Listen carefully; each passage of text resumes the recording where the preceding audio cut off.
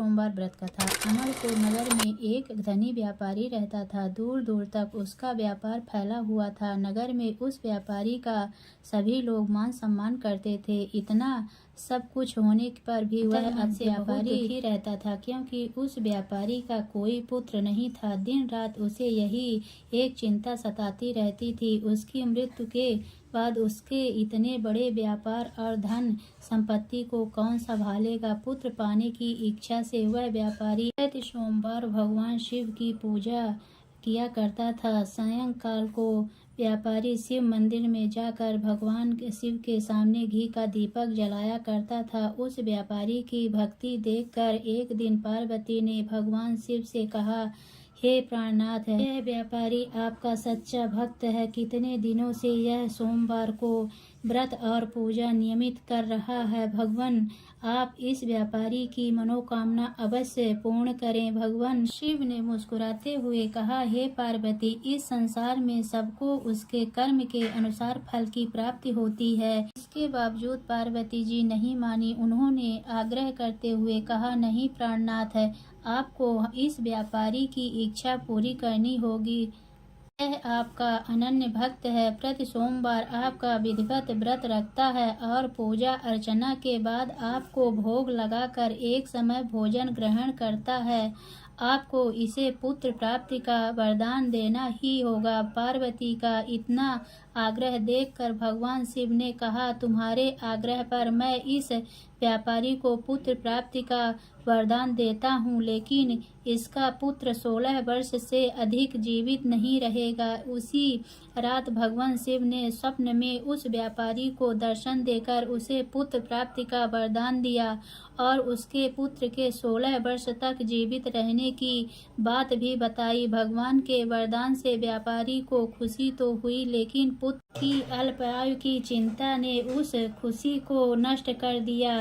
व्यापारी पहले की तरह सोमवार की विधिवत व्रत करता रहा। कुछ महीने पश्चात उसके घर अति सुंदर पुत्र उत्पन्न हुआ। पुत्र जन्म से व्यापारी के घर में खुशियां भर गई। बहुत धूमधाम से पुत्र जन्म का समारोह मनाया गया। व्यापारी को पुत्र जन्म की अधिक खुशी नहीं हुई, क्योंकि उसे पुत्र की अल्प आयु के रहस्य का पता था। यह रहस्य घर में किसी को नहीं मालूम था। विद्वान ब्राह्मणों ने उस पुत्र का नाम अमर रखा। जब वह 12 वर्ष का हुआ तो शिक्षा के लिए उसे वाराणसी भेजने का निश्चय हुआ। व्यापारी के अमर के मामा दीपचंद को बुलाया और कहा कि अमर को शिक्षा प्राप्त करने के लिए वाराणसी छोड़ आओ। अमर अपने मामा के साथ शिक्षा प्राप्त करने के लिए चल दिया।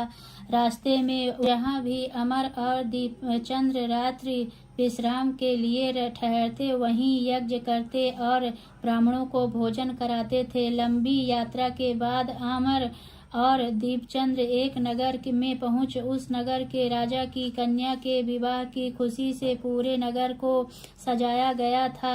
निश्चय समय पर बारात आ गई, लेकिन वह वर का पिता अपने बेटे के एक आंख से काने होने के कारण बहुत चिंतित था। उसे इस बात का भय था कि कहीं राजा को इस बात का पता चल गया, वह विवाह से इनकार कर देंगे, इससे उसकी बदनामी होगी। वर के पिता ने अमर को देखा तो उसके मस्तिष्क में एक विचार आया। उसने सोचा, क्यों न इस लड़के को दूल्हा बनाकर राजकुमारी से विवाह कर दूं। विवाह के बाद उसको धन देकर विदा कर दूंगा और राजकुमारी को अपने नगर में ले जाऊंगा। वर के पिता ने इसी संबंध में अमर और दीपचंद से बात की। दीपचंद ने धन मिलने के लालच में वर के पिता की बात स्वीकार कर ली। अमर को दूल्हे के वस्त्र पहनाकर राजकुमारी चंद्रिका से विवाह कर दिया गया। राजा ने बहुत सा धन देकर राजकुमारी को विदा किया।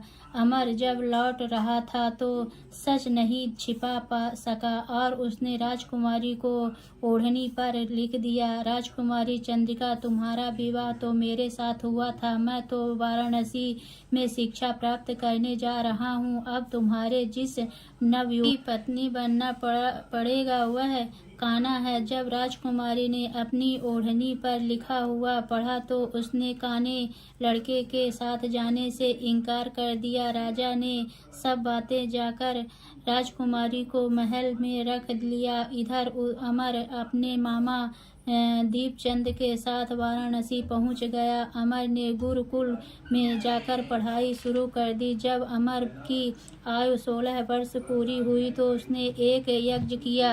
यज्ञ की समाप्ति पर ब्राह्मणों को भोजन कराया और खूब अन्न वस्त्र दान कर रात को अमर अपने शयन कक्ष में सो गया। शिव के वरदान के अनुसार अवस्था में ही अमर के प्राण पखेरु उड़ गए। सूर्योदय पर मामा अमर को मृत देखकर रोने पीटने लगा। आसपास के लोग भी एकत्रित होकर दुख प्रकट करने लगे।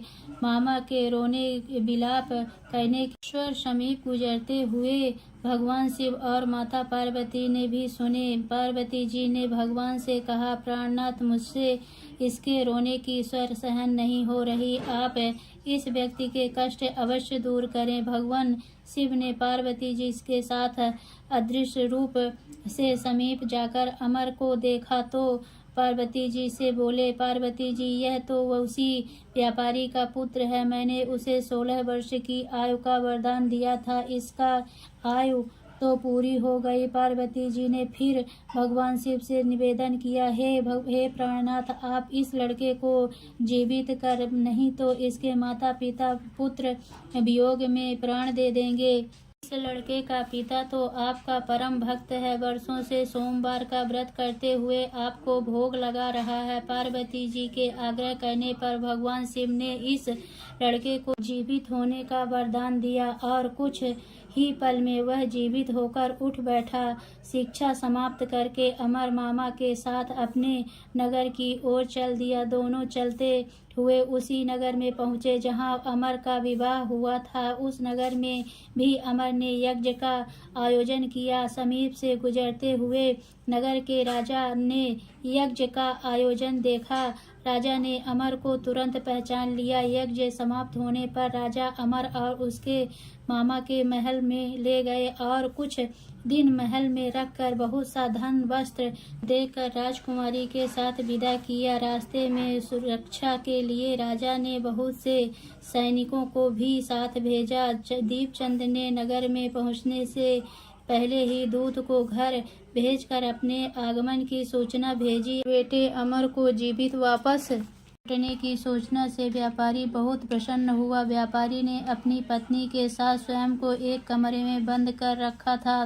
भूखे प्यासे रहकर व्यापारी और उसकी पत्नी बेटे की प्रतीक्षा कर रहे थे। उन्होंने प्रतिज्ञा कर रखी थी कि यदि उन्हें अपने बेटे की मृत्यु का समाचार मिला तो दोनों अपने प्राण त्याग देंगे। व्यापारी अपनी पत्नी और मित्रों के साथ नगर के द्वार पर पहुंचा। अपने बेटे के विवाह का समाचार सुनकर पुत्रवधू राजकुमारी चंद्रिका को देखकर उसकी खुशी का ठिकाना न रहा। उसी रात भगवान शिव ने व्यापारी के स्वप्न में आकर कहा, सेठ, मैंने तेरे सोमवार के व्रत करने और व्रत कथा सुनने से प्रसन्न होकर तेरे पुत्र को लंबी आयु प्रदान की है। व्यापारी बहुत प्रसन्न हुआ। सोमवार का व्रत करने से व्यापारी के घर में खुशियां लौट आई। जो स्त्री पुरुष सोमवार का व्रत विधिवत व्रत करते हैं और व्रत कथा सुनते हैं उनकी सभी इच्छाएं पूरी होती है। तो बोलिए भोलेनाथ की जय।